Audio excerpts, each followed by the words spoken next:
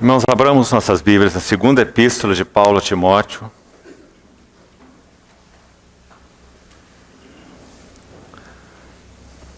Capítulo 1.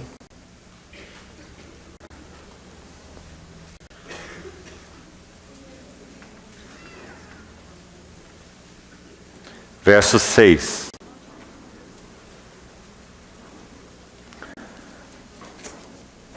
Segunda Timóteo, capítulo 1, verso 6. Por esta razão, pois, te admoesto que reavives o dom de Deus que há em ti, pela imposição das minhas mãos.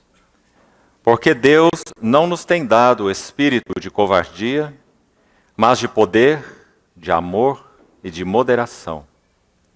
Não te envergonhes, portanto, do testemunho de nosso Senhor, nem do seu encarcerado, que sou eu. Pelo contrário, participa comigo dos sofrimentos a favor do Evangelho, segundo o poder de Deus. Verso 12. E por isso estou sofrendo estas coisas. Todavia não me envergonho, porque sei em quem tenho crido. Eu estou certo de que é poderoso para guardar o meu depósito até aquele dia. Mantém o padrão das sãs palavras que de mim ouviste, com fé e com amor que está em Cristo Jesus. E guarda o bom depósito, mediante o Espírito Santo que habita em nós. Vamos orar. Querido Pai Celestial, confiamos mais uma vez esse tempo de comunhão nas Tuas mãos. Esperamos na provisão rica e plena do Teu bendito Espírito Santo para iluminar Tua palavra, iluminar os nossos olhos e semear Tua palavra em nossos corações. Por isso te suplicamos, ó Senhor, que o Senhor venha liderar esse tempo, conduzindo-nos por um caminho de luz, de vida e de graça. Ilumina os olhos do nosso entendimento. Esperamos em Ti, Senhor. Glorifica o Teu nome, realiza a Tua obra em meio de nós. Para a glória de Teu nome, em nome do Senhor Jesus, oramos. Amém. Queridos irmãos, ontem nós demos um primeiro passo e vimos algo sobre o que poderíamos chamar de os dias de João Batista. Quando o anjo Gabriel anuncia a Zacarias o nascimento desse que seria a expressão do favor de Deus para com seu povo, João, gracioso, ou favor de Deus.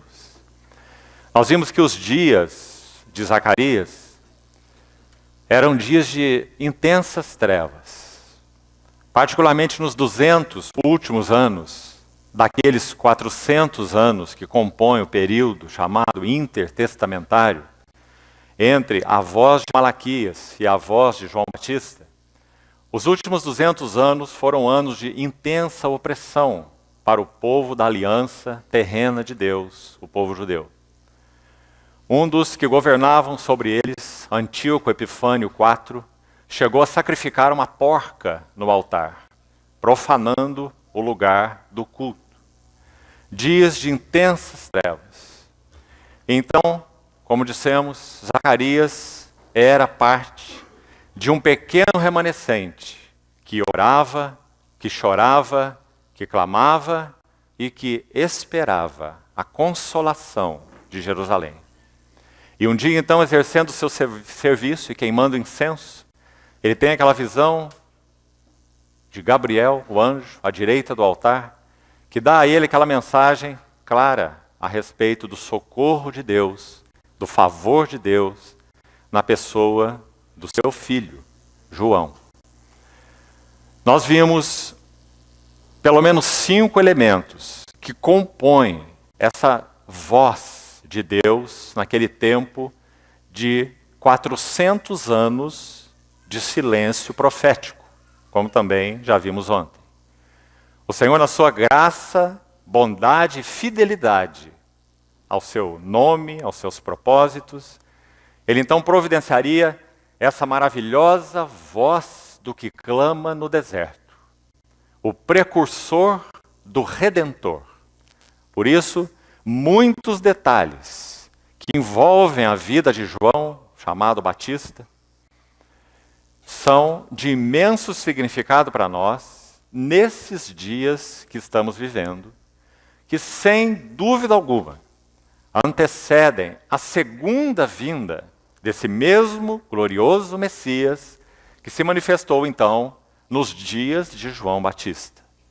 Então é muito evidente que esse paralelo entre a primeira vinda do Senhor e a segunda vinda do Senhor são imensamente instrutivos quando nós o fazemos. Se o Senhor permitir amanhã, dentre algo mais que compartilharemos, também vamos falar de um outro par, que embora não seja casal, como Zacarias e Isabel, forma um par que antecede a manifestação plena desse Filho de Deus, o Messias, e até mesmo toma-o em seus braços quando ainda menino. Simeão e Ana, a profetisa, que aguardavam a vinda dele, a consolação de Israel, em conexão com o templo, tanto Simeão quanto Ana. E a vida dos dois também está descrita em Lucas capítulo 1. Vejam quão importante é esse capítulo, primeiro de Lucas. Temos lá Zacarias, Isabel, João Batista, a predição do nascimento do próprio Senhor Jesus, o anjo Gabriel a Maria, o cântico de Maria, o cântico de Simeão. Na verdade, temos 3 cânticos. Temos o cântico de Zacarias, o cântico de Simeão e o cântico de Maria. Um capítulo maravilhoso, um longo capítulo. Então ali está Simeão e Ana, parte do remanescente, que chorava, orava e aguardava a consolação de Israel. E eles também têm muitas lições a nos ensinar. Então ontem vimos que pelo menos 5 elementos compõem aquela voz. E eles são altamente significativos para nós. É dito então, apenas num resumo muito breve, que João Batista seria grande diante do Senhor. E isso, é claro, fala da sua função. Grande diante do Senhor, porque ele é aquele precursor que prepararia o caminho, endireitando veredas e abatendo o que é alto, aplanando o que era baixo, todo vale será aterrado, e preparando o caminho para a revelação do Messias. Ele será grande diante do Senhor. Então nós vimos que, um segundo elemento, que ele seria um nazireu. E nós vimos a imensa importância desse nazireado. A porta lateral do serviço. Quando tudo estava degenerado, quando o rei que estava no trono era um pagão, ímpio e completamente contrário aos propósitos de Deus. Nos dias do rei Herodes. Lucas 1:5, como vimos. Nesses dias, Deus levanta um nazireu. E vimos então quais são as características principais de um nazireado, que falam também de maneira íntima aos nossos corações, expressando uma necessidade aguda dos nossos dias.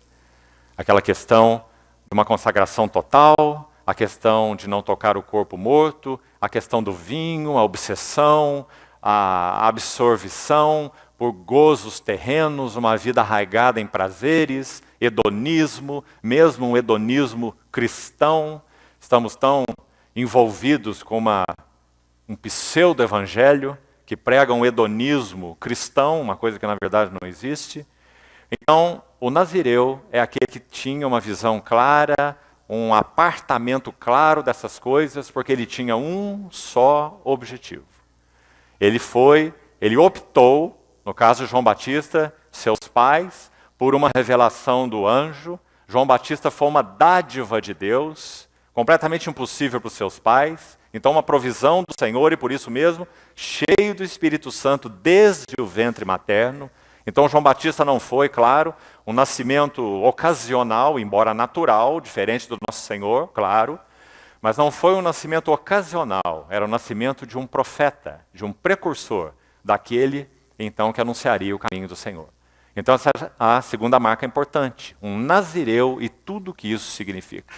Aquele que se alimentava de gafanhotos, de mel silvestre, vestindo aquelas peles de camelo, misturado aquele ambiente do deserto. Mas quando lemos lá Lucas 3, quando a palavra de Deus se manifestou, ela não se manifestou nem na corte e nem nos responsáveis pelo sacerdócio, mas sim a João Batista no deserto. Para onde aqueles que de alguma maneira estavam sendo despertados por Deus, aqueles que de alguma forma aguardavam também a mesma consolação de Israel, iam ao deserto, saíam de seus arraiais e iam ao deserto para ouvir essa tremenda voz, esse trovão no deserto, essa trombeta no deserto. Então, esse João Batista cumpriu a sua função como precursor, anunciando o Messias. E nessa ocasião, quando esse anjo faz o anúncio a Zacarias, aí concluímos ontem, mesmo que rapidamente, em função do tempo, nós dissemos que Zacarias tinha algo a dizer para esse anjo. E o que ele tinha a dizer era consultando a si mesmo. Sempre, assim como Abraão. Quando o Senhor faz a promessa de um filho, ele também profere, em outro tom, a mesma expressão de Zacarias. Ele já era um homem velho, era um homem amortecido, sua mulher era velha e era estéril, e Isaac seria aquele filho impossível, o filho da promessa. Assim, com Zacarias e Isabel. Então, quando Zacarias consulta essa situação toda, ele diz: eu sou velho. Como saberei isso? Querendo dizer, não posso crer nisso. Ou você nunca me fará crer nisso. Então, por isso, aquele anjo responde com essa outra frase. Quantos contrastes, irmãos, tão belos existem nas Escrituras que falam tanto ao nosso coração. Eu sou velho, disse Zacarias. E o anjo não tinha outra frase para dizer a ele, senão, eu sou Gabriel. 2 confrontos, 2 eu sou. A mesma coisa aconteceu com Moisés. Quando Moisés estava diante daquela sarça ardente, o Senhor falando sobre libertação, tirar o seu povo do cativeiro, a mesma coisa que Zacarias. Moisés olha para si mesmo e diz, quem sou eu? E o Senhor responde, eu sou o que eu sou. A questão não é o que você é, a questão é o que eu sou. Então, quando ele diz, eu sou Gabriel, Gabriel significa Deus é poderoso. Então, Zacarias ficou mudo e surdo, como vimos. Mudo, a palavra grega é a mesma para surdo e mudo. E nós sabemos que Zacarias ficou surdo, não porque a palavra grega é a mesma, mas porque no final do capítulo 1 de Lucas, é dito que quando João Batista nasce, e perguntam a ele como seria o seu nome, os vizinhos, os chegados, disseram, ele deve se chamar Zacarias, o nome do seu pai. Um bom conselho, não é? Mas então foram perguntar para João e Zacarias não podia falar, então ele pediu uma tabuinha e escreveu, seu nome será João. E então, a partir daí, seus lábios e seus ouvidos se abriram. 9 meses da gravidez de Isabel foram 9 meses da surdez e mudez de Zacarias, quando ele estava considerando o que o Senhor tinha dito a ele.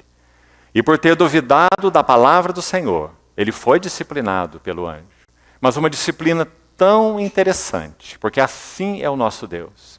Hebreus 12 diz que ele disciplina e até mesmo açoita a todos os que ele recebe por filho.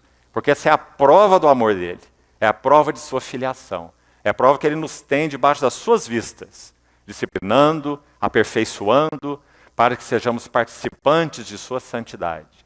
Não foi diferente com o ato de Gabriel em direção a Zacarias. Zacarias ficou mudo, surdo-mudo.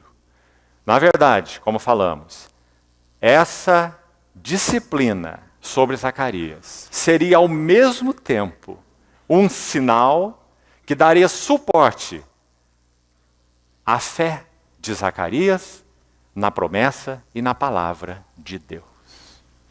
Então, esses 9 meses culminaram com o nascimento da voz que clama no deserto.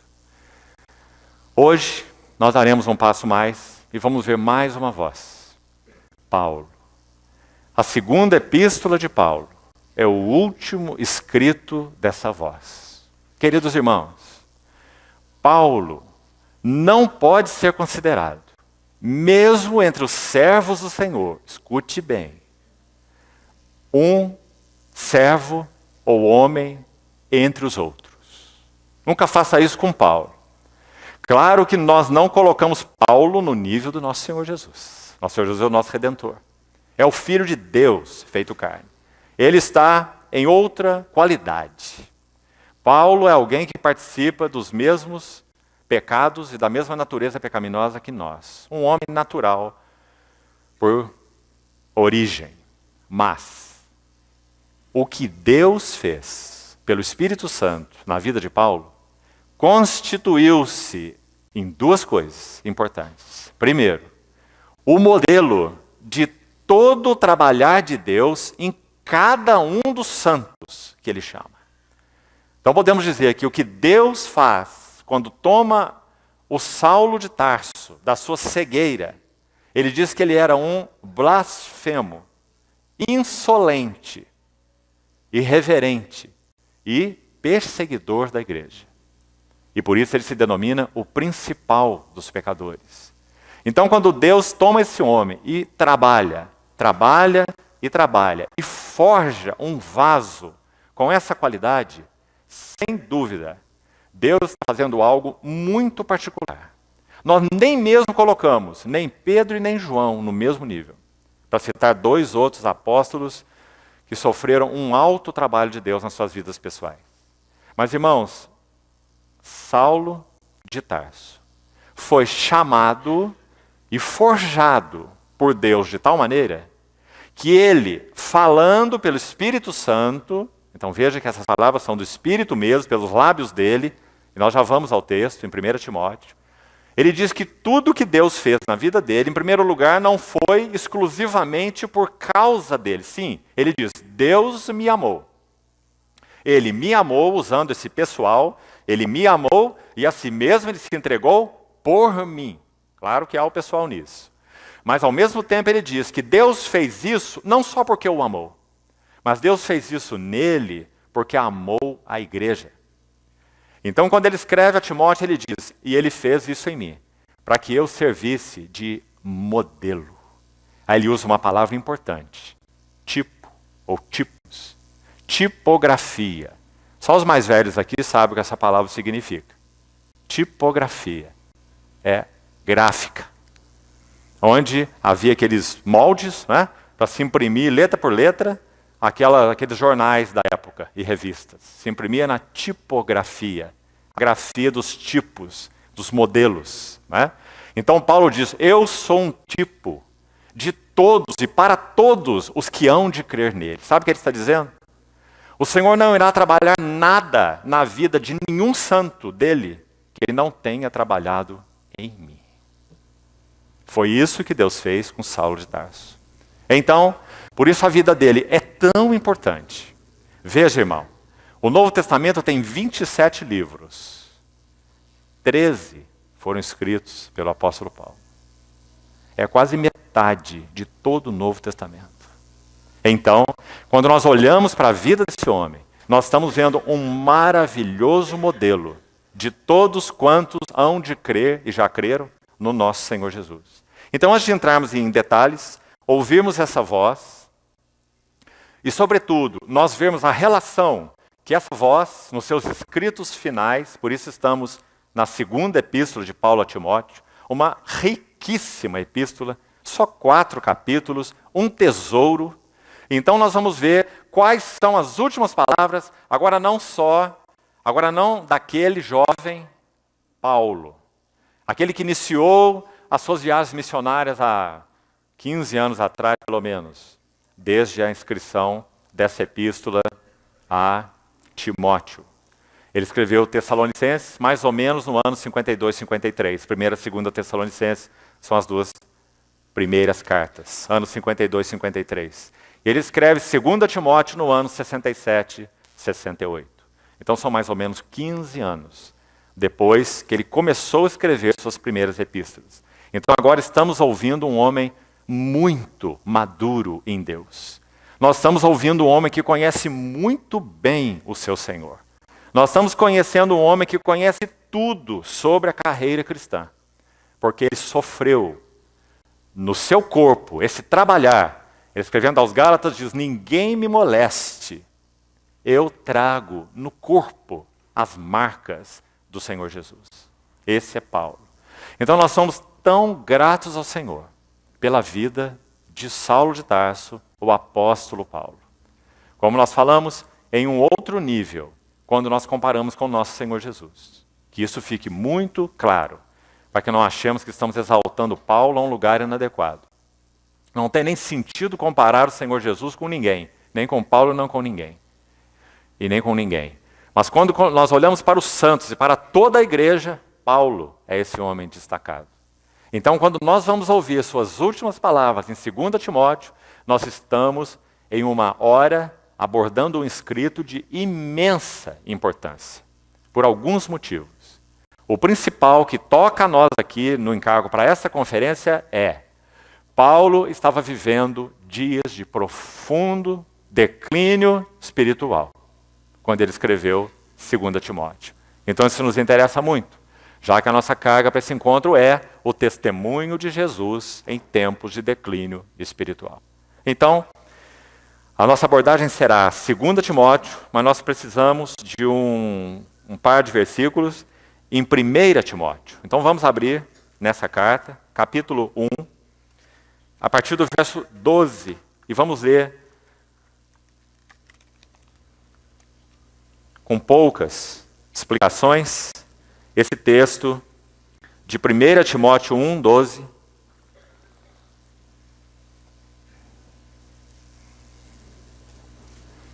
até o versículo 17. Sou grato para com aquele que me fortaleceu, a Cristo Jesus, nosso Senhor, que me considerou fiel, designando-me para o ministério. A mim, que noutro tempo era blasfemo ou difamador, perseguidor ou molestador. Paulo sempre, nós estamos vendo aqui 1 Timóteo, isso é o fim de sua vida. A última epístola é a próxima, 2 Timóteo, que nós gastaremos tempo. Nós estamos vendo aqui um ancião Paulo, talvez ali com seus quase 70 anos de idade. Uma jornada com o Senhor. Guardando na sua memória de amor pelo Senhor o fato de que ele foi um molestador de cristãos. Eu que no outro tempo fui um blasfemo, perseguidor e insolente. Com essa palavra ele quis dizer orgulhoso, cheio de si. Mas obtive misericórdia, pois o fiz na ignorância, na incredulidade.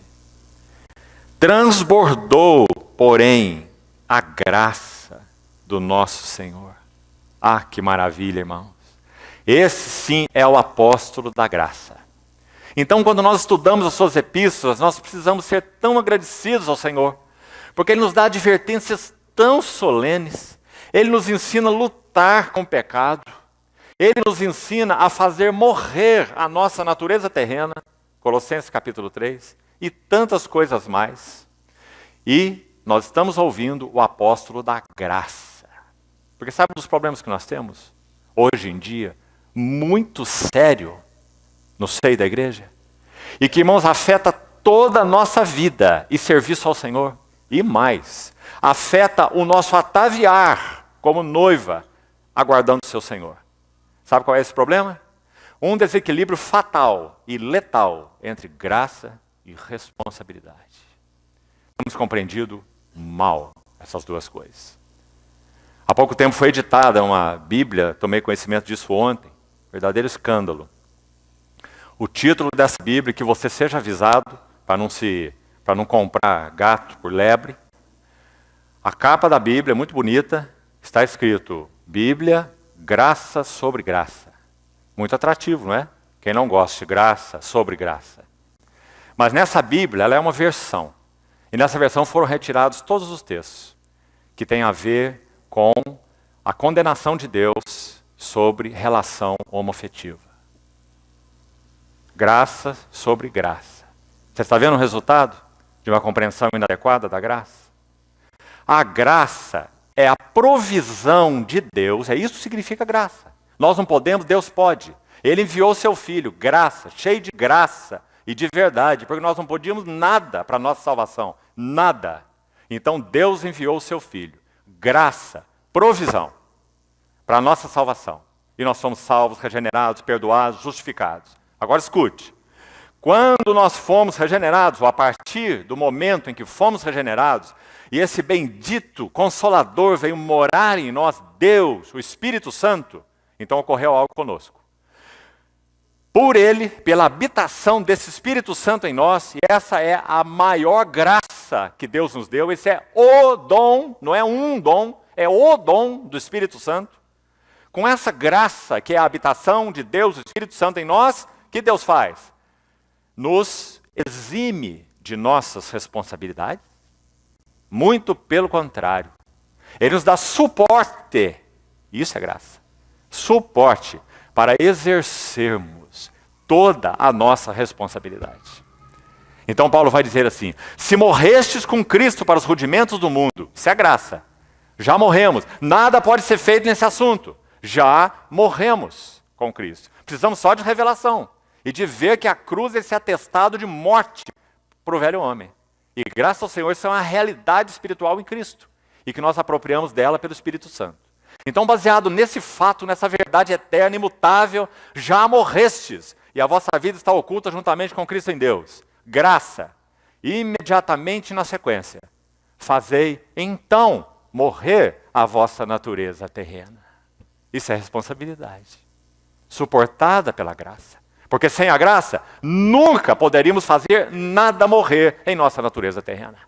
Mas com o suporte da graça, não somos constrangidos, amarrados, obrigados a viver mais segundo a carne. Romanos 8. Porque agora nós temos a habitação do Espírito Santo em nós. Então nós não somos devedores à carne, como se constrangidos a viver por ela. Por quê? Porque o Espírito Santo nos deu provisão. Então se pelo Espírito mortificardes os feitos do corpo. Responsabilidade. Certamente vivereis. Você vê o equilíbrio das Escrituras, irmão? Então tome cuidado com esse ensino que está agraçando em nosso país, chamado hipergraça. Mais uma moléstia que está vindo dos Estados Unidos para nós. Hypergrace, hipergraça. E tem conduzido os santos a cavar a sua sepultura com as próprias mãos. Porque graça e responsabilidade é um equilíbrio divino, santo e inviolável. Se nós batemos na balança da responsabilidade, só responsabilidade, só responsabilidade, ai de nós. Que podemos nós? Quem somos nós? Fardo e cansaço, é só o que teremos. Mas se nós batemos apenas no prato da balança de graça, graça e graça, nós vamos andar e entrar no caminho da libertinagem. E vamos cruzar os nossos braços. E fazemos orações pseudo-espirituais. Quando o Senhor quiser, Ele vai fazer. Quando Deus operar, então eu mudo. Eu estou esperando em Deus. E frases pseudo-espirituais. Na verdade, é Deus que está esperando. Que nós tomemos as atitudes para as quais a graça já nos habilitou. Para tomarmos em nossas mãos, pela fé, as provisões que a morte do Redentor já conquistou para nós. E a sua ressurreição. Então, queridos irmãos, transbordou, porém, a graça do nosso Senhor. Com a fé e com o amor que está em Cristo Jesus. Coisas que Saulo de Tarso não conhecia. Nada disso. Nem graça, nem fé, muito menos amor. Ele era o molestador dos cristãos. Fiel é a palavra e digna de toda aceitação, que Cristo Jesus veio ao mundo para salvar pecadores, dos quais eu sou o principal. Realmente esse homem cresceu na graça e no conhecimento do nosso Senhor Jesus, porque ele está concluindo a vida. E nós vemos agora, nessa frase, o que significa humildade. Ele olha para ele e ele vê nada. Eu sou o principal dos pecadores. Mas ele olha para Cristo e diz, transbordou sua graça. Eu sou o que eu sou pela graça de Deus, assim ele escreve aos Coríntios. E a graça que me foi concedida não se tornou vã. 1 Coríntios 15, 10. Antes eu trabalhei, graça e trabalhei. Como essas duas palavras podem andar juntas? Não é? Pela graça eu trabalhei, mais do que todos os apóstolos. E para não acharmos que Paulo está orgulhando do seu trabalho, como se fosse ele próprio, pela sua força, que tivesse realizado, então ele completa o versículo assim, porém não eu, mas a graça de Deus comigo. Que homem equilibrado. Ele não deixa que nessa balança a graça pese mais do que a responsabilidade, nem a responsabilidade mais do que a graça. Esse é o equilíbrio divino e uma balança fiel. Então, verso 16. E é aí que queríamos chegar. Mas por essa mesma razão me foi concedida misericórdia, para que em mim, o principal dos pecadores, evidenciasse Jesus Cristo, a sua completa longanimidade. E, finalmente, servisse eu de modelo a quantos hão de crer nele para a vida eterna. Modelo de quantos hão de crer nele. Assim, ao Rei eterno, imortal, invisível, Deus único, honra e glória pelos séculos dos séculos.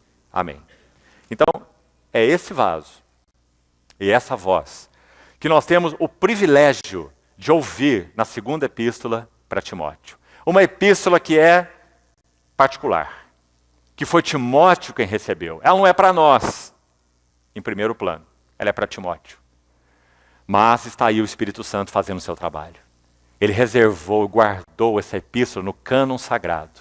Isso significa, ela é para nós. E é tesouro dos santos de todas as gerações. Porque Paulo vai descrever o que significa a graça. Paulo vai descrever o que significa ou como devemos viver num período de declínio espiritual. O que nos dá suporte, qual deve ser o nosso comportamento, como olhar para esse tempo, como discerni-lo. Está tudo nessa carta. Então, vamos iniciar com ela para podermos aproveitar ao máximo o nosso tempo. 2 Timóteo capítulo 1, os versículos que nós lemos.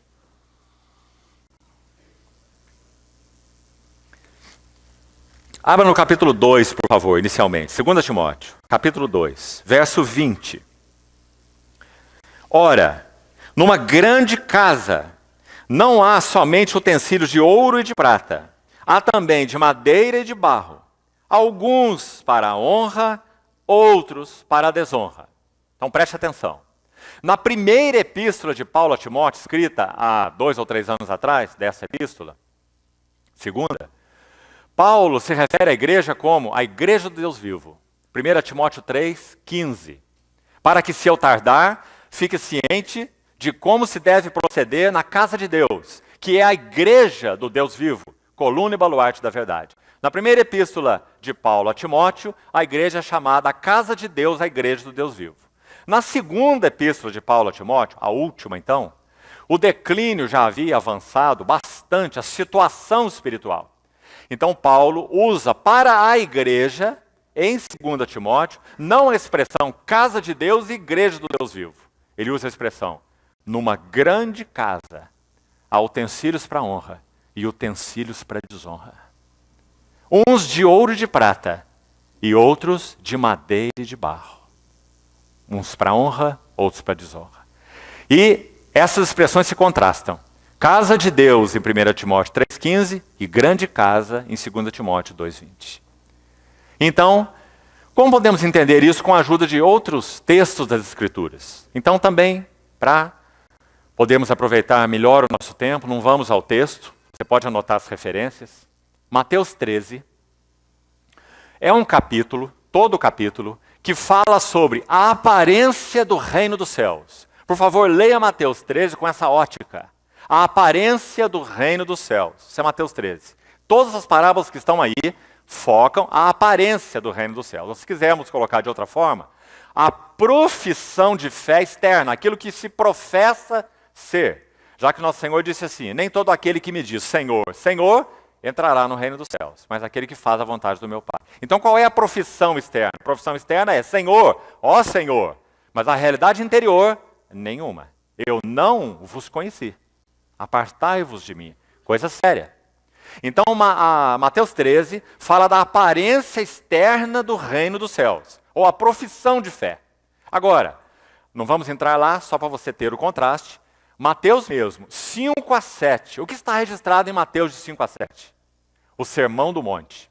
O Sermão do Monte é a realidade espiritual do reino dos céus. Então nós vamos ler juntos esses capítulos. Mateus 5, 6 e 7, o reino dos céus em realidade. Então o Senhor falou, bem-aventurados os humildes de espírito, deles é o reino, os mansos, os limpos de coração, os pacificadores, etc. E falou sobre a cidade edificada sobre o monte, e falou, assim foi dito pelos antigos, eu porém vos digo, ele está interpretando e mostrando o que é a realidade do reino dos céus. A vida em oculto, na primeira parte do capítulo 6, esmola em oculto, ofertas em oculto, jejum em oculto, lembra-se? Então é a abscondicidade, ou o aspecto oculto da vida cristã. A vida cristã interior, a raiz da vida cristã. E aí no final do capítulo 6, não andeis ansiosos, não podeis servir dois senhores. Que capítulos maravilhosos.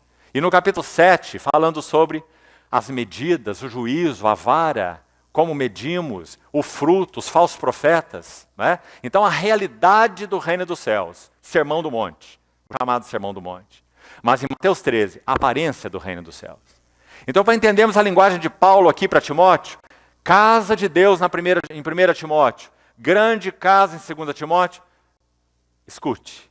Em Mateus 13, todas as parábolas falam de uma aparência externa, como já falamos, mas há duas muito particulares.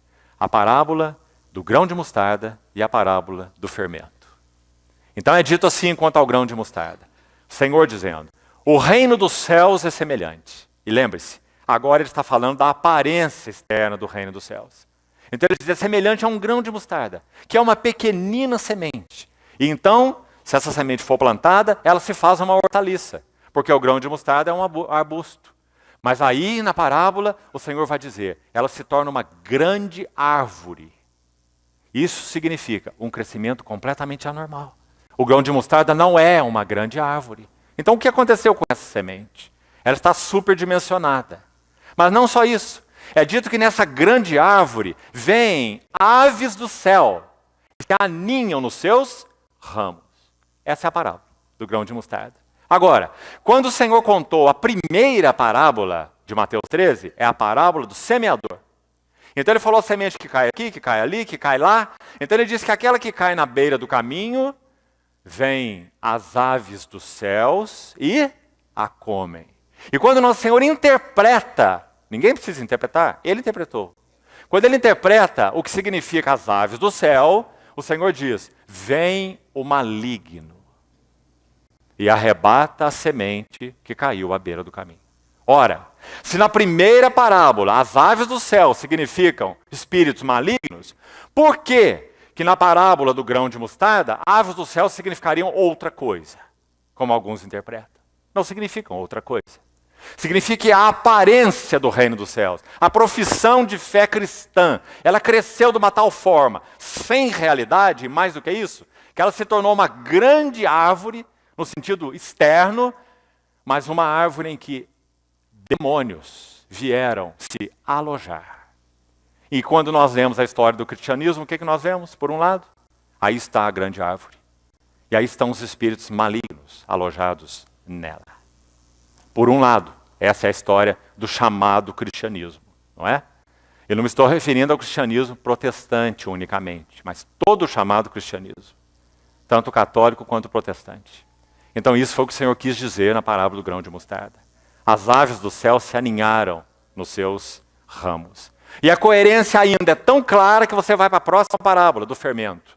E rapidamente sobre ela, escute o que é dito, você deve ter aberto aí. E também o reino dos céus é semelhante a uma mulher, que tomou uma medida de fermento e escondeu em 3 medidas de farinha, até ficar tudo levedado. Sabe como uma boa parte dos eruditos interpreta essa parábola? Uma boa parte interpreta assim: o evangelho é o fermento. E o fermento foi introduzido na massa. E o evangelho é tão poderoso que ele faz que essa massa assuma um volume, uma proporção enorme. O evangelho se espalhando. Agora, irmão, nunca nas escrituras, de Gênesis a Apocalipse, o fermento é usado no sentido positivo. Nunca. Todas as vezes que o fermento é mencionado nas escrituras, sempre tem o sentido negativo. A oferta de manjares não podia ter fermento, não é? Quando Paulo escreve 1 Coríntios 5, ele diz: um pouco de fermento leveda toda a massa. Então expulsai dentre vós esse malfeitor. Quando ele escreveu 1 Coríntios capítulo 5, você certamente se lembra, não é? Nunca o fermento é usado no sentido positivo. Por que o Senhor usaria nessa parábola do fermento? Ele não o está usando. Ele está usando no sentido negativo, o mesmo que ele usou na parábola do grão de mostarda. Agora, para que fique mais claro, o que significa 3 medidas de farinha? De novo, a lei da primeira menção. Qual é o lugar na Bíblia onde 3 medidas de farinha aparecem pela primeira vez? Gênesis 18. Gênesis, o livro das sementes. É dito que Abraão ou devia ser um marido meio exigente, ou então ele era um bom cozinheiro. Porque quando aqueles 3 homens se apresentaram na tenda em Manre, ou em Hebron, Abraão estava sentado lá no maior calor do dia, do lado de fora da tenda. Aí ele vê aqueles 3 homens se aproximando. Lembra-se de Gênesis 18, capítulo maravilhoso? Então Abraão percebe algo distinto naqueles homens. Porque afinal de contas, agora ele já estava conhecendo Deus melhor. Já não era tão obtuso quanto no início. Não é? Deus havia tratado com Abraão um bom tempo. Anda na minha presença e ser perfeito, no capítulo 17. Então está ele lá no capítulo 18, aqueles 3 homens chegando, e ele pede que aqueles homens fiquem com ele. Se eu achei graça aos olhos de vocês, fiquem aqui. E eu vou trazer água para refrigerar vossos pés. Lindo capítulo. Fala dessa Betânia que o Senhor procura. Água para refrigerar os vossos pés. Um lugar para vocês repousarem. E vou fazer uma comida para vocês matarem sua fome. Então aqueles homens olham para ele e dizem assim: pode fazer como você está querendo. Não é lindo, irmãos? Eles condescenderam a ficar com ele porque receberam o convite. Não são intrusos. Não vão se intrometer onde não foram chamados. Figura maravilhosa do nosso Senhor, do Espírito Santo, dos seus tratos conosco, não é? Então quando eles acederam ao convite de Abraão, sabe o que Abraão diz para Sara? Diz que ele foi correndo na tenda de Sara. Então certamente cozinhar ele não devia saber muito não. Diz que ele foi depressa para a tenda de Sara.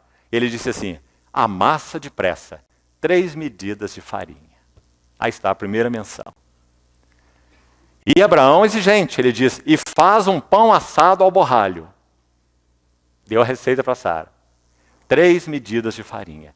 Porque ele ia atender 3 homens. O que significa na Bíblia, então, 3 medidas de farinha? Uma refeição de comunhão. Mas o que acontece na parábola do fermento? Uma mulher tomou o fermento e introduziu em 3 medidas de farinha, até ficar tudo levedado. Isso é parte da história do cristianismo. Então, irmãos, por isso nós temos, em 2 Timóteo, uma grande casa. E nessa casa há utensílios para vergonha, há utensílios para desonra, mas também há utensílios para honra. Então Paulo vai dizer: se alguém a si mesmo se purificar destes erros, será um utensílio para honra, santificado e útil ao seu possuidor. Porque alguns utensílios não só são inúteis, como eles prestam um desserviço ao povo de Deus, com doutrinas estranhas, com vozes estranhas ao Evangelho, com heresias disfarçadas. Né? Então Paulo vai dizer: quem a si mesmo se purificar, será utensílio de honra, separado, útil ao seu possuidor, estando preparado para toda boa obra. Percebeu bem agora a diferença? Então Paulo escreve 2 Timóteo nessa hora em que o fermento estava levedando toda a massa, onde havia uma grande casa com muita profissão de fé, mas quanto disso era realidade?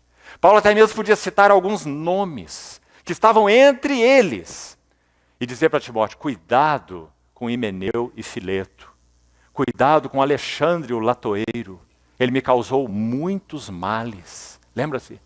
Com relação a Himeneu e Fileto, ele diz, tome muito cuidado, a linguagem deles corrói como um câncer. Quando ele escreve a Tito, ele diz, é preciso fazê-los calar, eles estão pervertendo casas inteiras. Olha essa linguagem, irmão, como é solene. Então ouvir a voz de Paulo, em 2 Timóteo, é ouvir a voz do testemunho do Senhor em dias de declínio espiritual. Por isso essa epístola é tão importante, tão maravilhosa. Então vamos seguir com ela até onde pudermos hoje, e se for o caso, seguimos amanhã. O texto que iniciamos a leitura, 2 Timóteo capítulo 1, versos 6 a 8. Por favor, veja de novo aí.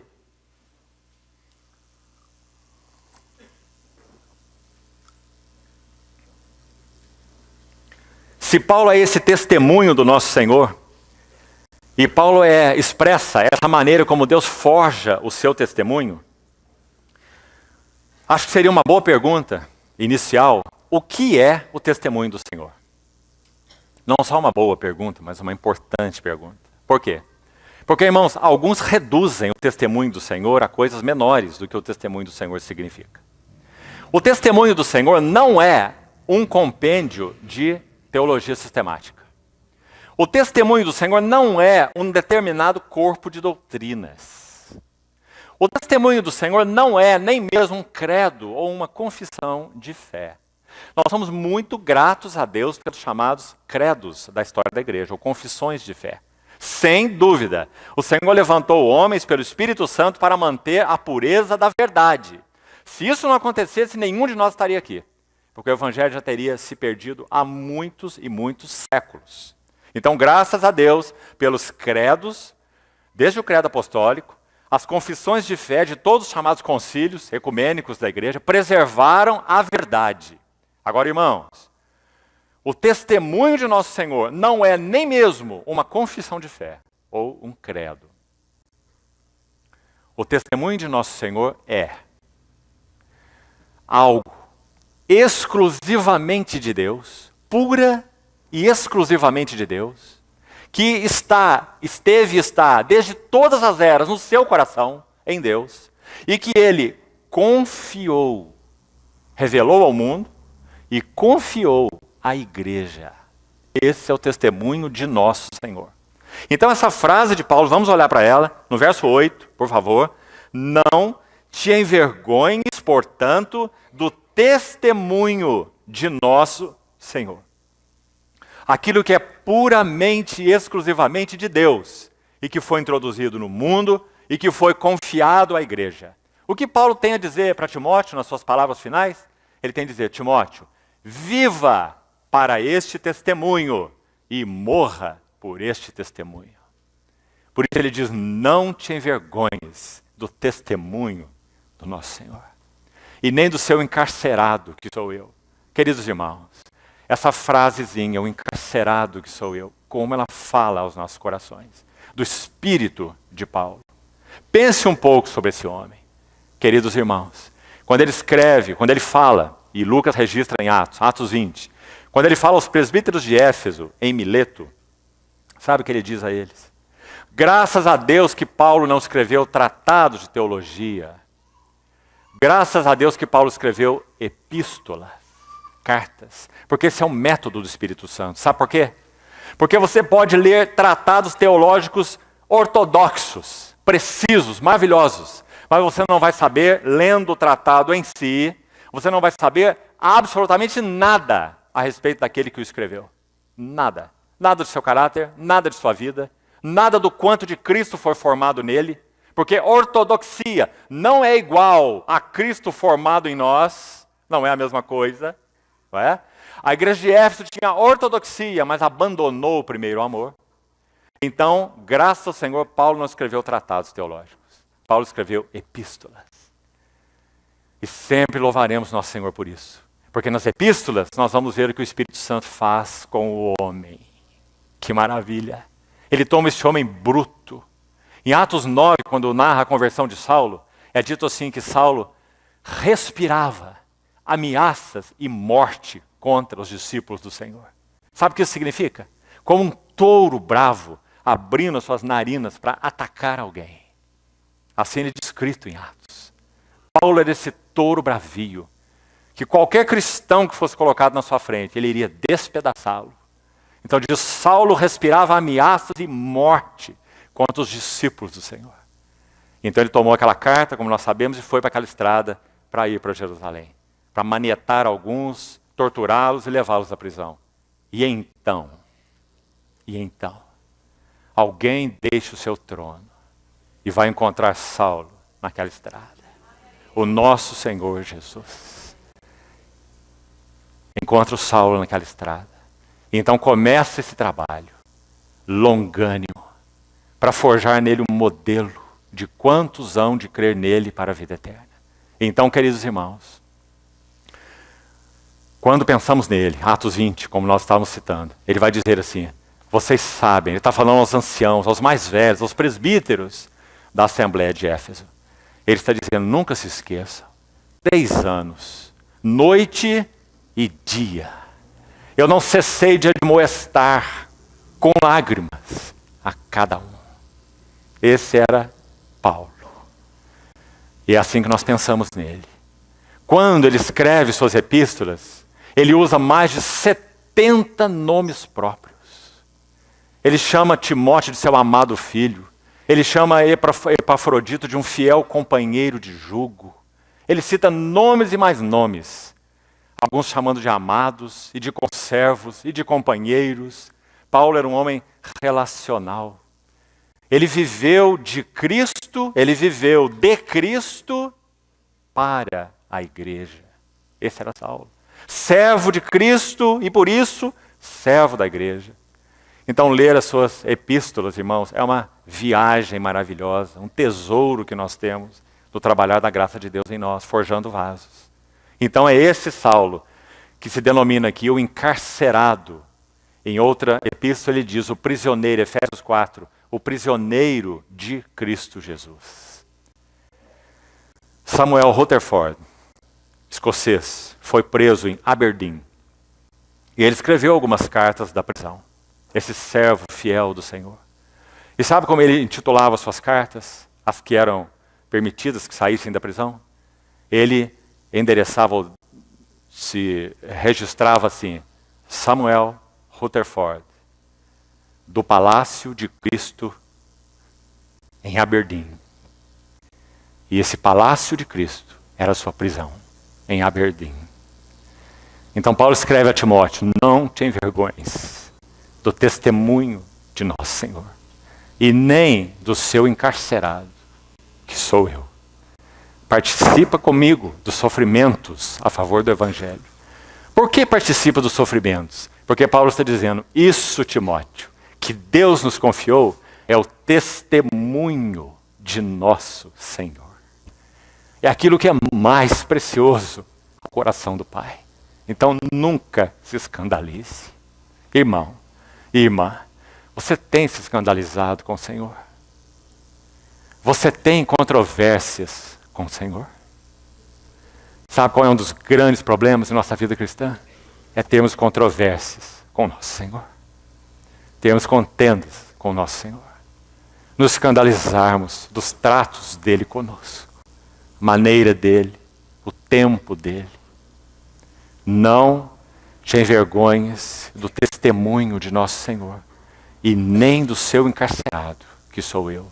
Pelo contrário, participa comigo dos sofrimentos a favor do Evangelho. Será que está clara essa linguagem para nós? Paulo diz, Timóteo, cada sofrimento que você experimentar por causa desse testemunho será uma gema a mais nessa coroa de glória. Aquela que está reservada pelo reto juiz naquele dia. Como Paulo expressou no capítulo 4 dessa epístola. A coroa da justiça que me está guardada. Porque eu combati o bom combate. Completei a carreira e guardei a fé. Testemunho do nosso Senhor. Uma frase. A fé, o bom depósito, são 3 expressões que significam a mesma coisa. Fé aqui usada não no sentido subjetivo de crer, mas fé usada no sentido de o depósito da fé, sentido de Judas, A fé que de uma vez por todas foi entregue aos santos. Esse é o bom depósito. Esse é o testemunho do nosso Senhor. Então, como Paulo vai nos ajudar a guardar o testemunho do nosso Senhor?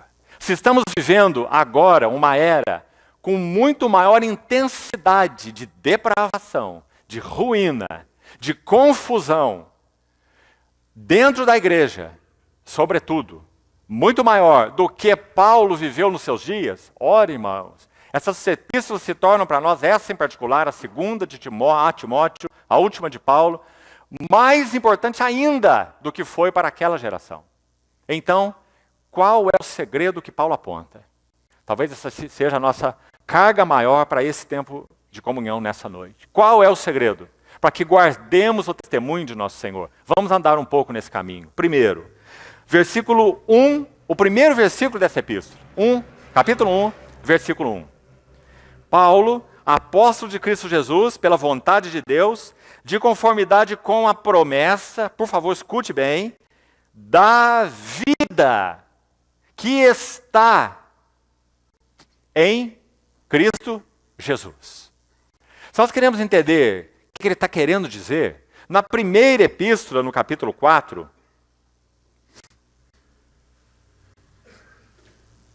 deixe-me localizar, onde está?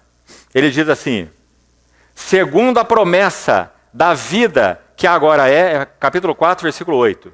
Pois o exercício físico para pouco é proveitoso, mas a piedade para tudo é proveitosa, porque tem a promessa, veja, a mesma expressão que ele usou lá, a promessa da vida que agora é e também da que há de ser. Então a vida que agora já podemos ter em Cristo Jesus e a vida que teremos em Cristo Jesus, futura, quando nós estivermos face a face com Ele. Então, voltando lá, primeiro segredo. Para guardarmos o testemunho do nosso Senhor, nós precisamos compreender o que significa guardá-lo vitalmente. Ou guardá-lo numa relação de vida com o nosso Senhor Jesus. Porque Paulo pregava o Evangelho, que é segundo a promessa da vida que está em Cristo Jesus. E é por causa dessa vida que está em Cristo Jesus, é que nós podemos guardar o testemunho de nosso Senhor. Vamos tentar explicar por outro ângulo a mesma coisa. Nós não guardamos o testemunho do Senhor de maneira confessional apenas, como já falamos, numa confissão de fé, num credo, numa ortodoxia. Nós não guardamos o testemunho do Senhor por esforços próprios. Quantos já tentaram e terminaram em maus lençóis? Nós só podemos guardar o testemunho de nosso Senhor por uma relação vital com o Senhor. Não uma relação confessional com o Senhor. Não uma relação intelectual com o Senhor. Percebe, irmão, a diferença entre uma coisa e outra? Só podemos guardar o bom depósito pela vida que está em Cristo Jesus. Ora, isso nos fala muito. Nós precisamos guardar esse depósito. E o guardamos baseado numa relação vital com o nosso Senhor Jesus. Nós o guardamos baseado em consagração. Nós o guardamos baseado em devoção. Porque essas coisas tocam uma relação vital com o nosso Senhor Jesus. Se não é o objeto de nossa devoção, como nós vamos guardar o testemunho de nosso Senhor? Nós negaremos o nosso Senhor. Se nós o negarmos, expressão forte de Paulo, coisas que muitos de nós talvez preferissem que não estivesse na Bíblia, né? Se nós o negarmos, ele por sua vez nos negará. 2 Timóteo capítulo 2. E isso não é, nos mandará para o inferno. Não é isso não. Mas significa que nós não poderemos receber dele aprovação, recompensa, galardão, porque nós o negamos. Então, como podemos guardar o testemunho de nosso Senhor? Pela vida que está em Cristo Jesus. Queridos irmãos, quanto mais nosso Senhor tardar, mais difíceis os dias ficarão. Como poderemos ser mantidos em pé? Veja que possais permanecer de pé na vinda do Filho do Homem. Qual é a chave? Sabe, queridos irmãos, não há dúvida no meu coração que essa chave se chama devoção.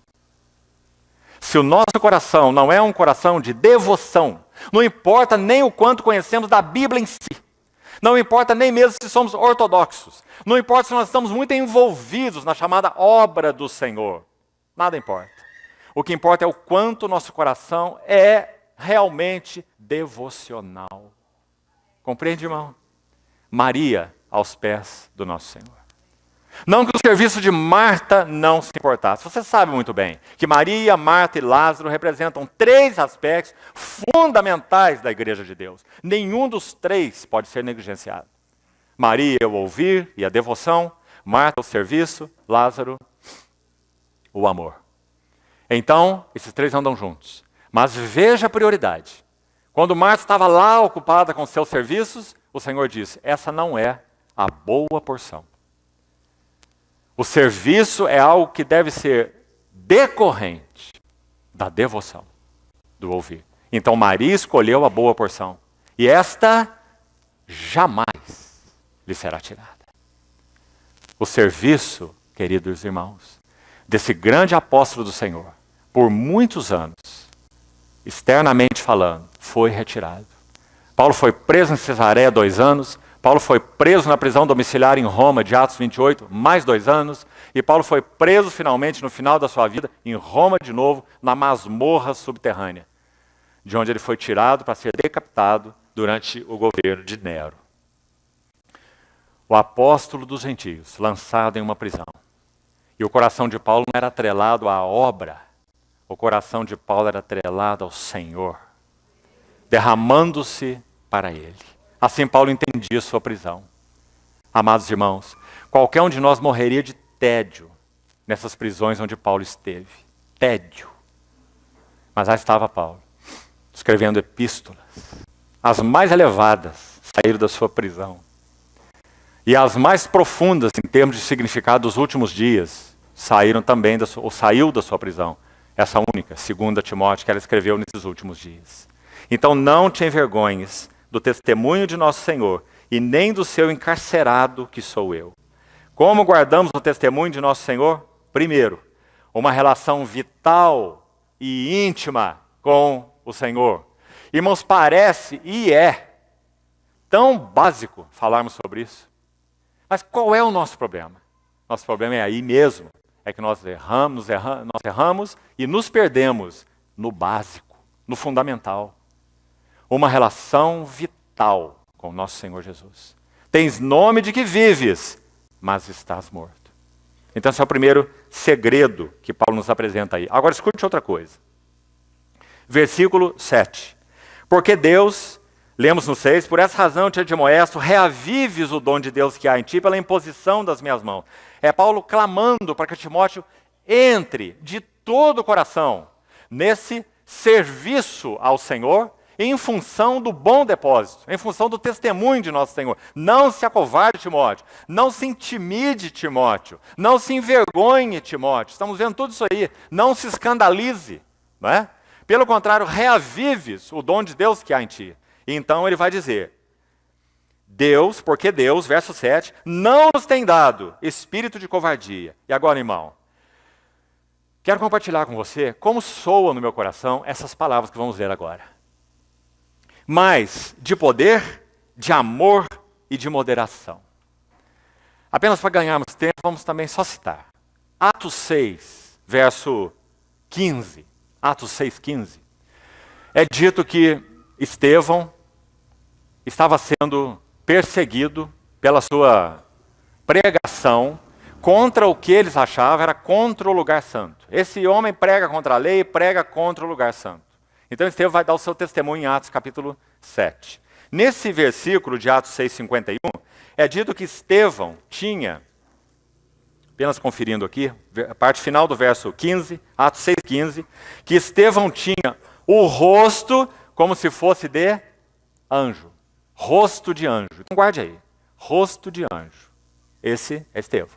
Agora, quando Estevão conclui seu testemunho, aqui seria bom nós abrirmos, Atos 7,54, ouvindo eles isto, enfureceram os seus corações e rilhavam os dentes contra ele, mas Estevão, cheio do Espírito, fitou os olhos no céu, viu a glória de Deus e Jesus que estava à sua direita e disse, eis que vejo céus abertos, já falamos ontem que céus abertos só ocorre 2 vezes em Atos, a primeira é aqui, Estevão viu Cristo, a segunda é em Atos 10, Pedro viu a igreja, né? Cristo e a igreja, Então eu vejo os céus abertos e o Filho do Homem em pé à destra de Deus. Eles, porém, clamando em alta voz, taparam seus ouvidos e unânimes arremeteram contra ele, lançando fora da cidade, o apedrejaram. As testemunhas deixaram suas vestes aos pés de um jovem chamado Saulo. E apedrejando a Estevão, que invocava e dizia: Senhor Jesus, recebe o meu espírito. Nosso Senhor Jesus na cruz disse: Pai, nas tuas mãos eu entrego o meu espírito. Estevão está refletindo suas palavras. E também, então ajoelhando-se e clamou em alta voz: Senhor, não lhes imputes este pecado. Nosso Senhor Jesus orou na cruz: perdoa-lhes, eles não sabem o que fazem. Percebeu, irmão? Então o coração de Estevão está tão afinado com o coração do Cordeiro de Deus. Agora, se o mártir tem um rosto de anjo, ele tem um coração de leão. Quando Paulo reúne essas três palavras, Deus não nos tem dado espírito de covardia, mas nos tem dado espírito de poder. Não é essa a sequência? Poder, coração de leão. Paulo, ou Saulo aqui, nunca pôde se esquecer do martírio de Estevão. Sabe por quê, irmãos? Porque Paulo nunca viu ninguém falar da Bíblia igual Estevão. Ninguém. Estevão interpretou os textos dos profetas desde Abraão. É aí que ele começa. E vai terminar lá com Isaías. Estevão interpretou as palavras dos profetas com um tema central: a casa de Deus. Estevão foi mostrar na sua pregação que a casa de Deus é espiritual. Por isso ele foi apedrejado, porque eles entenderam que ele estava falando contra o lugar santo. Ele não estava fazendo isso. Ele estava mostrando que esse lugar santo, esse templo, era apenas uma figura. E que o nosso Senhor Jesus é o verdadeiro tabernáculo celestial. E que ele uniu com ele aqueles que nele creem em um único tabernáculo, porque Deus não habita em templos feitos por mãos humanas. Essa foi a pregação de Estevão, maravilhosa. Saulo nunca ouviu coisa igual. E ele foi tão impactado por essa mensagem, que quando Estevão foi apedrejado, e não só pela mensagem, pelo homem Estevão.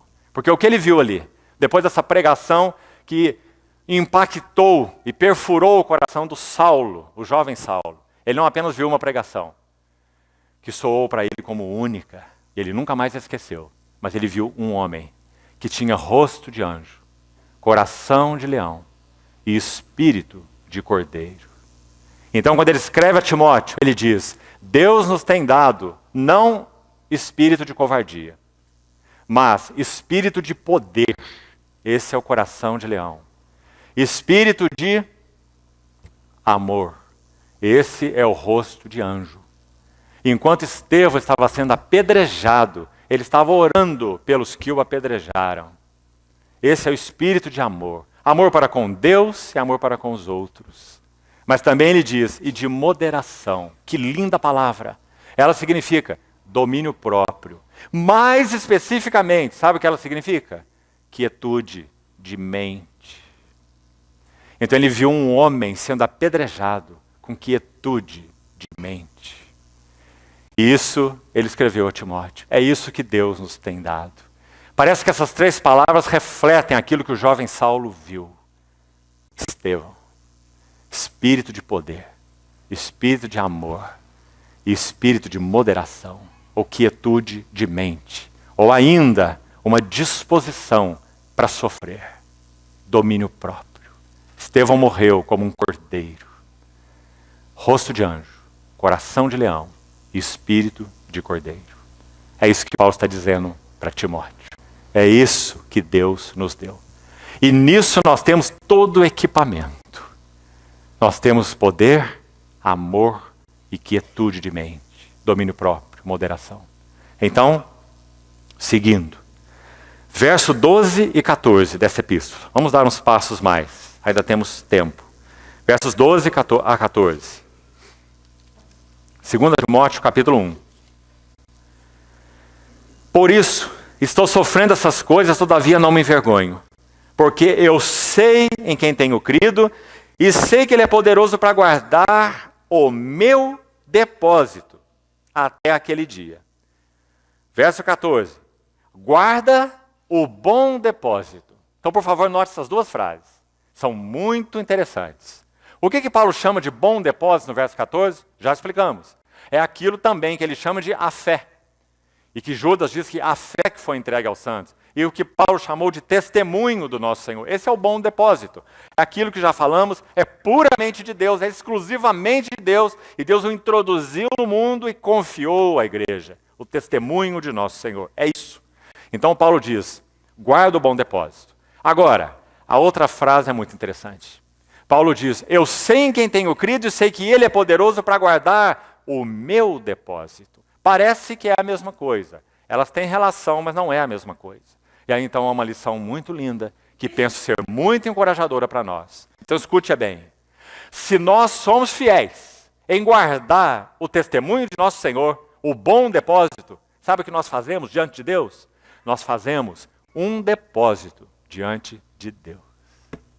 É o que Paulo chama de o meu depósito. Porque ele foi fiel guardando o bom depósito, ele fez um depósito pessoal. E é sobre isso que ele fala no capítulo 4. Combati o bom combate, completei a carreira, guardei a fé e a coroa da justiça me está guardada. Não correu a carreira em vão, não se esforçou inutilmente. Irmão, essa é a doutrina bíblica da recompensa. Que quando nós não compreendemos o equilíbrio de graça com responsabilidade, nem falamos em recompensa e nem em galardão. Que galardão, que recompensa? Não tem nem lugar para isso. Mas quando compreendemos esse equilíbrio, então nós sabemos que misteriosamente, essa mesma graça que habilita a nossa responsabilidade, quando nós agimos em responsabilidade, suportados pela graça, misteriosamente e maravilhosamente, nós estamos fazendo um depósito diante de Deus. E isso se chama galardão. Sabe o que diz Apocalipse 14? Uma das vozes de Apocalipse 14? Bem-aventurados os que desde agora morrem no Senhor. Bem-aventurados os mortos que agora, desde agora morrem no Senhor. Porque eles descansam das suas fadigas, porque as suas obras os acompanham. É um verso maravilhoso. Tudo aquilo que fazemos em responsabilidade, a graça que nos tem sido dada, é o depósito que nós estamos fazendo diante do Senhor. Será que está claro isso, irmão? E será que agora entendemos bem o que o Senhor Jesus disse com ajuntai para vós outros tesouros no céu? Como nós podemos fazer isso? Como é que deposita nesse banco invisível? Ele é poderoso para guardar o meu depósito até aquele dia. Por quê? Porque eu guardei o bom depósito. Completei a carreira. Guardei a fé. E o Senhor é reto juiz. Então Ele me dará a coroa da justiça naquele dia. A outra expressão linda aqui, que não podemos passar por cima, é aquele dia. Ah, irmãos, quando Paulo escreve aos Filipenses, ele usa a expressão o dia de Cristo. Aquele que começou boa obra em vós, Filipenses 1,6, há de completá-la até o dia de Cristo Jesus. Filipenses 2, para que no dia de Cristo eu me glorie que não corri em vão e nem me esforcei inutilmente. Sempre dia de Cristo no início. Mas a carreira de Paulo vai prosseguindo. A hora da igreja vai ficando mais negra.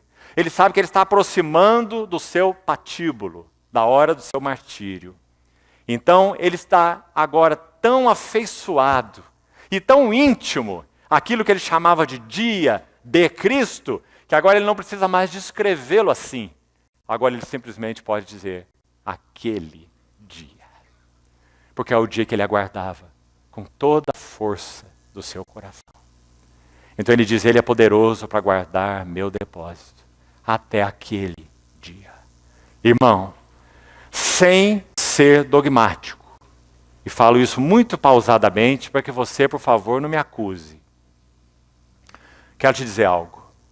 Parece muito claro na Bíblia que dia de Cristo tem um significado e dia do Senhor tem outro significado. Já que os profetas, quando falam no dia do Senhor, Amós, Zacarias, Obadias. Ele diz que o dia do Senhor é dia de trevas e não de luz.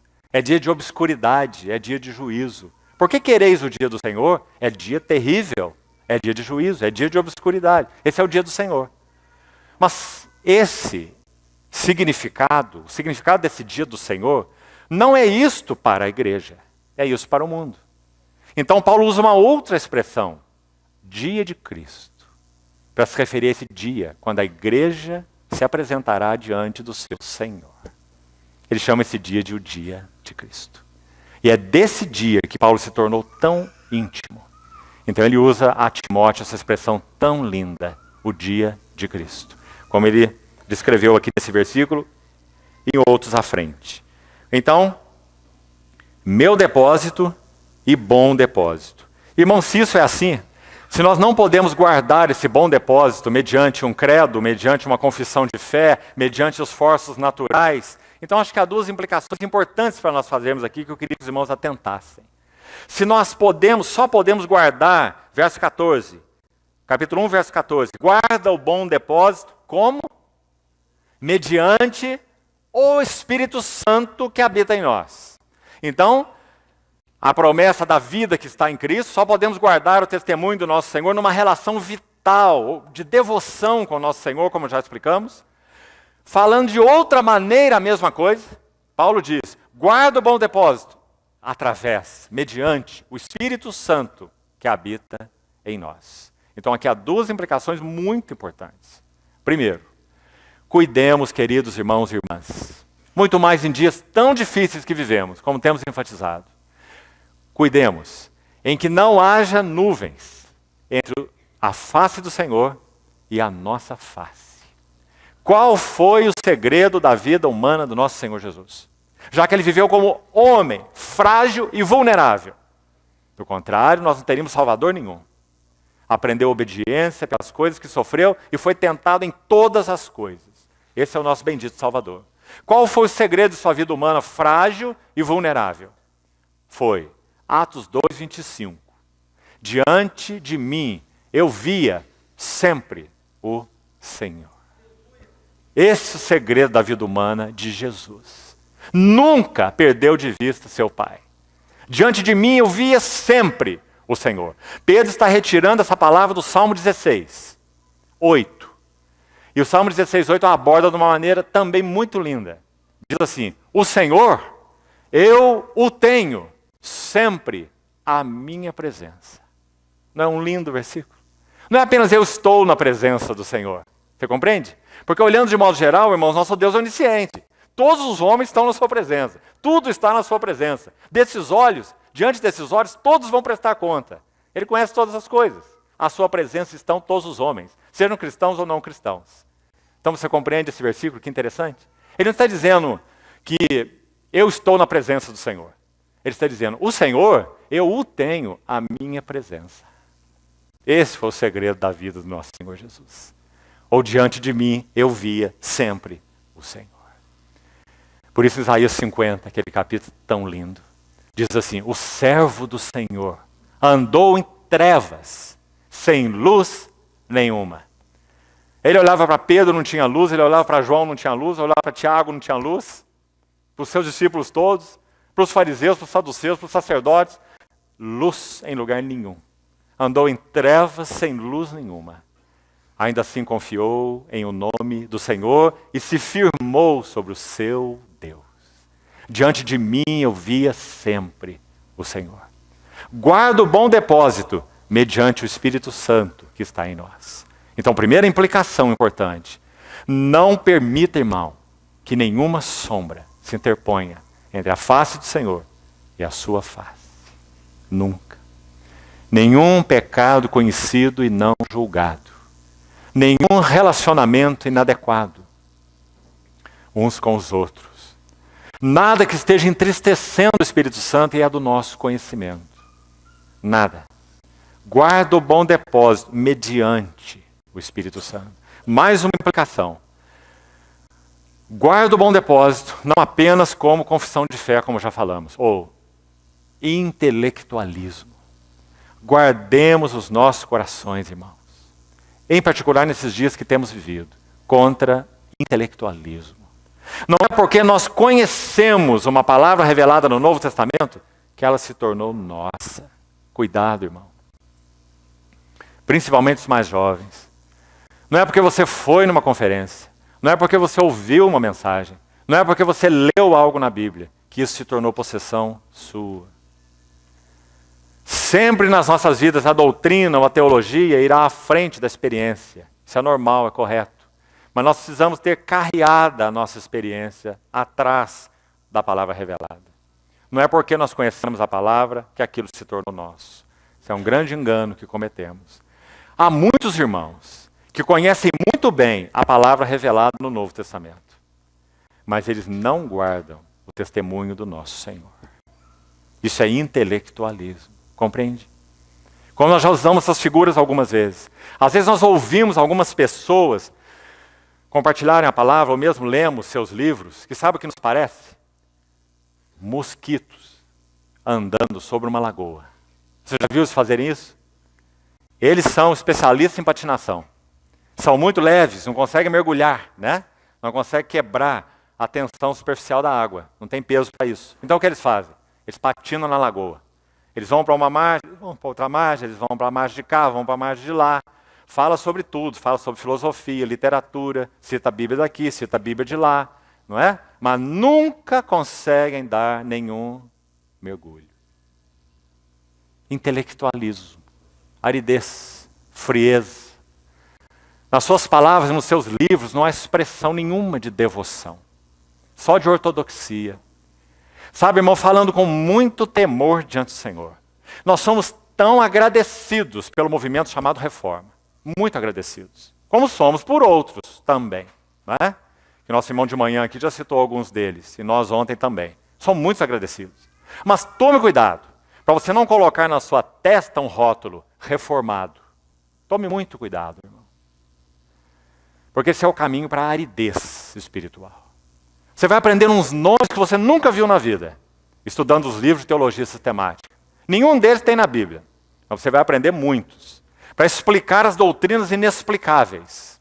Para explicar eleição, para explicar predestinação. Você vai encontrar tudo lá. Um escopo de doutrina muito bem elaborado. Aliás, com bastante filosofia nele também. Influências filosóficas de Agostinho, principalmente. Então tome muito cuidado. Porque o bom depósito só pode ser guardado mediante o Espírito Santo que habita em nós. E não mediante um corpo de doutrinas, por mais ortodoxo que ele possa ser. Então que tenhamos cuidado também em separar essas coisas. Quero relatar uma história verdadeira para os irmãos, que acho também muito encorajadora, sobre essa questão de guardar o bom depósito mediante o Espírito Santo. A primeira vez que o irmão Sparks foi aos Estados Unidos, ele era ainda um jovem, bem jovem. E Lance Lambert contou essa história, quando ainda estava entre nós, ele já partiu para o Senhor. Então, Lance Lambert narra que quando Sparks foi a primeira vez aos Estados Unidos, bem jovem, ele quis conhecer o famoso pregador americano, um servo do Senhor, A.B. Simpson. Então, Sparks foi à casa de A.B. Simpson. E ele chegou lá e disse: Mr. Simpson, você é um homem de bastante idade e eu sou um jovem. O que você pensa sobre o final da era? O final desta era. Então, é dito que Simpson pensou um pouco e respondeu assim para o irmão Sparks: eu estou certo de que no final desta era haverá uma nova descoberta e uma nova revelação do significado da pessoa e obra do Espírito Santo. Guarda o bom depósito mediante o Espírito Santo que habita em nós. Irmãos, o guardador da verdade é o Espírito Santo. O guardador do testemunho do nosso Senhor é o Espírito Santo. Aquele que realmente conhece tudo sobre Cristo é o Espírito Santo. Aquele que nos enche do amor de Cristo, o amor de Deus foi derramado nos nossos corações pelo Espírito Santo que nos foi outorgado. Sabe o que diz Lucas 12?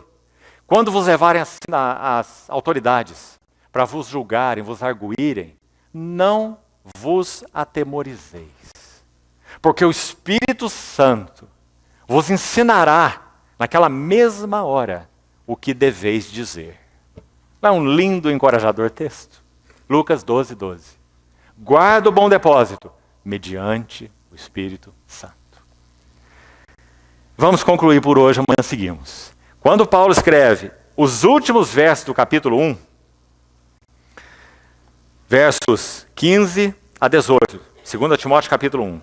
Está ciente de que todos da Ásia me abandonaram. Dentre eles cito Figelo e Hermógenes. Conceda o Senhor misericórdia à casa de Onesíforo, porque muitas vezes me deu ânimo e nunca se envergonhou das minhas algemas. Antes, tendo ele chegado a Roma, me procurou solicitamente até me encontrar.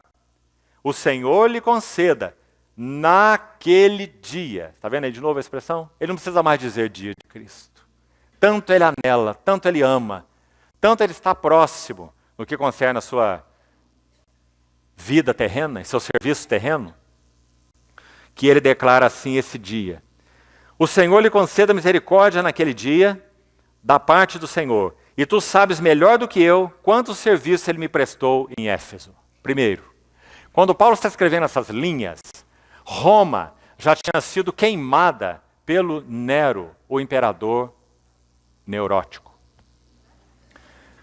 E a culpa caiu sobre os cristãos. Não foi assim? Do incêndio de Roma. Você conhece a história? E claro, ali estava o apóstolo dos gentios. Ele não passaria ileso. Então o que acontece? Paulo é tomado. E Paulo é lançado numa masmorra subterrânea em Roma, onde havia ratazanas enormes, muito frio e um fedor insuportável. Desse lugar, Paulo escreveu a sua segunda epístola. E sabe o que aconteceu?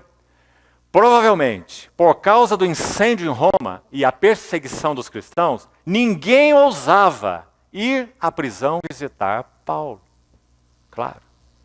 Primeiro porque muitos dos irmãos já tinham sido mortos em função do incêndio de Roma, mortos por Nero. Então talvez muito poucos estavam ainda vivos. E os poucos que estavam vivos não ousavam se identificar com Paulo. Compreendeu? Por isso ele escreveu para Timóteo: não te envergonhes do testemunho do nosso Senhor e nem do seu encarcerado, que sou eu. Participa dos meus sofrimentos. Que maravilha, irmão. E quando então ele escreve essas letras que acabamos de ler, ele está dizendo que esses de Roma não o visitaram. Quando ele vai escrever no capítulo 4, você pode ler lá, capítulo 4, na minha defesa, ninguém foi ao meu auxílio. Nenhum dos irmãos que possivelmente ainda estivessem em Roma foram ao encontro de Paulo, nem a sua arguição, muito menos a sua ajuda. Mas então ele diz assim, que isto não lhe seja posto em conta. Ah, amados irmãos, que palavras são essas desse servo do Senhor? Ele foi, por um motivo ou outro, não nos cabe julgar aqui, mas ele foi abandonado pelos irmãos de Roma. Ele escreveu aquela epístola aos Romanos, uma pérola preciosa, mas no final da sua vida, ninguém foi ao seu auxílio, nem os de Roma. Então ele louva a Deus pela vida de Onesíforo e diz, ele veio a Roma, e não só veio a Roma, mas ele me procurou solicitamente até me encontrar. Como ele ia encontrar Saulo? Onde Paulo estava preso? Onde estava o registro? Ele teria que andar para lá e para cá, procurando o Paulo. E diz, ele me procurou solicitamente até me encontrar. Que o Senhor lhe conceda misericórdia. Não só a ele, mas toda a sua casa. Naquele dia. Oh, irmãos, quanto nós temos a aprender desse homem, Paulo. Modelo de quantos hão de crer nele. Mas, queridos irmãos, nós vamos deixar para amanhã ainda os capítulos 3 e 4 dessa epístola, talvez um pouco também sobre o capítulo 2, onde Paulo vai dizer algo que iremos estudar amanhã com mais detalhes. Ele vai dizer assim, esse meu Senhor, pelo qual eu combati um bom combate. Esse bom combate incluía 5 vezes receber dos judeus uma quarentena de açoites menos 1. 3 vezes em naufrágio, na voragem do mar. Em jejuns e vigílias, muitas vezes. Ele diz, combati um bom combate, completei a carreira, guardei a fé, e a coroa da justiça me está guardada.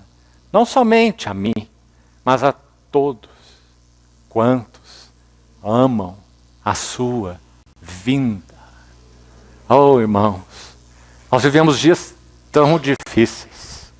E essa pressão sobre a igreja ainda vai se intensificar. Sabe por quê? Porque nosso Deus é bom. Ele quer tirar nosso alimento terreno. No sentido emocional, no sentido da alma, no sentido até espiritual. E quem sabe até no sentido do corpo. Isso pode ser assim. Podemos ter que contar o pão de cada dia, se o Senhor tardar. Por quê? Porque o Senhor poderia permitir essa pressão, essa convulsão espiritual sobre a igreja. Me parece, queridos irmãos, que o objetivo é um só. Um só. Nas palavras do próprio Senhor, Ele quer que nós levantemos a nossa cabeça, porque a nossa redenção se aproxima. Não há outra maneira, irmãos, não há. Não é por causa do Senhor, você compreende? É por causa de nós. De nós. Tantos apetites, tantas metas, tantas prioridades, não é? Tantos desejos e desejos e desejos que não acabam mais. Como o Senhor pode mexer com isso, com essa que é a menina dos seus olhos? Como um noivo pode olhar para sua noiva e ver essa noiva apavorada, agitada, que pensa em tudo, que faz tudo menos se aprontar para aquele dia? O que ele pode fazer? Ele pode tratá-la com um amor firme de tal maneira que então, baseado nessa convulsão espiritual, ela aprenda a levantar a cabeça e clamar: vem, Senhor Jesus.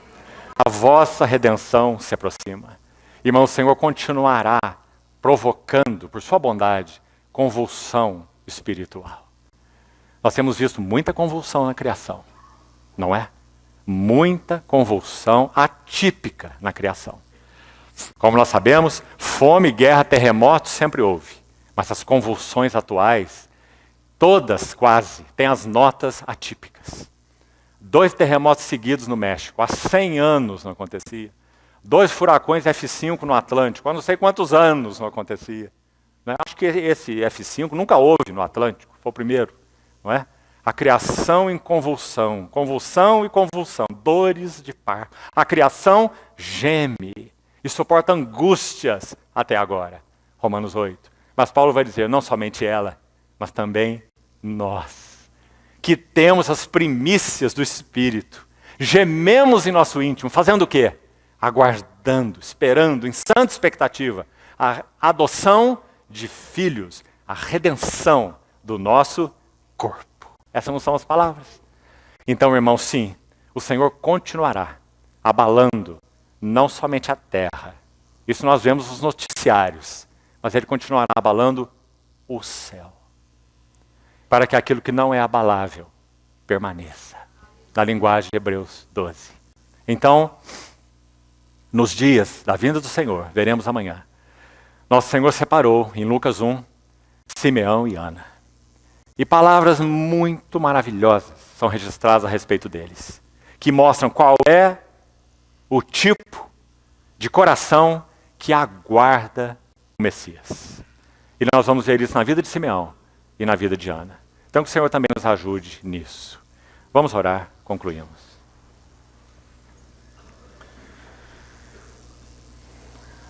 Senhor, te suplicamos que o Senhor conceda ao nosso coração um verdadeiro e genuíno Maranata. Que não sejam palavras, mas que seja o Espírito, um Espírito que clama. Senhor, te pedimos que o Senhor seque nossas raízes deste mundo e realmente nos faça aqueles que amam a sua vinda e que querem ser encontrados, aprovados, fiéis naquele dia. Obrigado, Senhor, pela vida de Paulo, teu servo. Muito obrigado, porque ele foi feito para nós esse modelo. Nós estimamos tanto o trabalho do Senhor na vida dele. Louvamos o Senhor por termos registrado as suas palavras. E admiramos tanto o que o Senhor fez nesse vaso. Por isso é que te pedimos, Senhor, faz o mesmo em nós. Trabalha em nós tal Espírito. Também queremos ter esse rosto de anjo, esse coração de leão e esse espírito de cordeiro. Ajuda-nos, Senhor. Somos frágeis. Socorre-nos. Visita-nos. Encontra-nos. Onde nós estamos, Senhor. Para que por Tua misericórdia nós possamos guardar o Teu testemunho nesses dias. O bom depósito. E queremos sim, Senhor, fazer na Tua presença um grande depósito. Obras de fé, de amor. Ajuda-nos, Senhor. Ó Senhor, obrigado por Teu amor por nós. É Teu amor que nos guarda, é Teu amor que nos sustenta. Bendito é Teu nome. Confiamos a Ti nossos corações mais uma vez nessa noite, Senhor. E confiamos a Ti Tua palavra. Abençoa-nos com ela, desperta-nos com ela, encoraja-nos com ela. Visita-nos com ela, por amor do Teu nome. Põe guardas sobre os muros de Jerusalém, que dia e noite clamarão, até que venha a glória do Senhor. Bendito é Teu nome, Senhor. Oramos no Teu nome precioso. Amém. Amém.